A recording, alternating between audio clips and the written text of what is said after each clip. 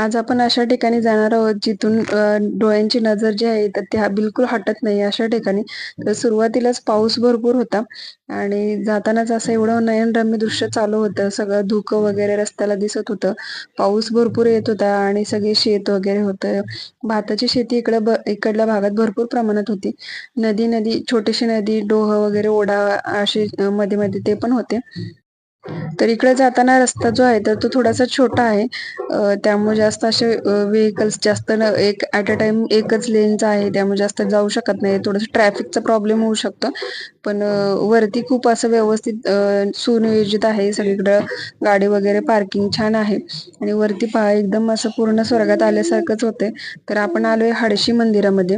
तर इथं बोटिंग वगैरे आहे. मुलांसाठी खेळण्यासाठी बरेचसेच गेम्स वगैरे आहेत आणि हे जे मेन मंदिर आहे मुख्य, तर खूप सुंदर असं मंदिर आहे. विठ्ठल रुक्माईचं मंदिर आहे. तर बाहेरच इथं बैलांची जोडी स्वागत करते आपलं. त्यानंतर मंदिरामध्ये जायच्या आधीच फोटो काढायचं मोह काय आवडलं नाही, त्यामुळे आम्ही इथे थोड्या आधी फोटो काढून घेतले आणि तसंच पुढे गेलो. तिथे खूप सुंदर असे कमळ फुलले होते. आतमध्ये मंदिरामध्ये गेलो, गर्दी होती पण तसंच पटकन दर्शन पण घेत होते आणि लक्ष पण होतं तिथल्या पुजारींचं वगैरे सगळं.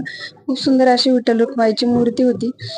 दर्शन घेऊन लगेच मंदिराच्या खालच्याच बाजूला इथं दत्तात्रयांचं पहिलं मंदिर आहे. छोटे छोटे अशा मूर्ती आहेत इथं आणि साईबाबांची मूर्ती आहे. तर इथे छानसं दर्शन घेतलं. इथे जास्त गर्दी नव्हती, त्यामुळे इथं 5 मिनिटं बसलो आम्ही आणि नंतर मग परत बाहेर पडलो.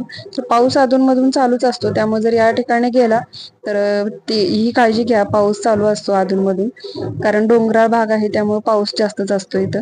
त्यानंतर मग आम्ही बोटिंग केली, कारण मुलींना घेऊन जास्त आम्हाला ते सुटेबल होतं. खूप छान असे एन्जॉय केली. 20 मिनिटं होते बोटिंगसाठी. तर 100 रुपीज पर पर्सन होते चार्जेस. खूप छान असे एन्जॉय केलं बोटिंग वगैरे आम्ही.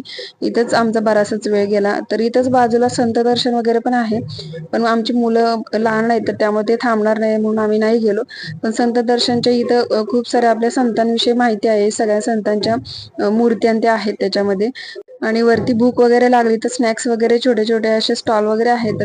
पुण्यापासून जवळ 30-35 किलोमीटर अंतरावर 1 डे पिकनिक स्पॉट खूप छान आहे. कधीतरी जाऊन या.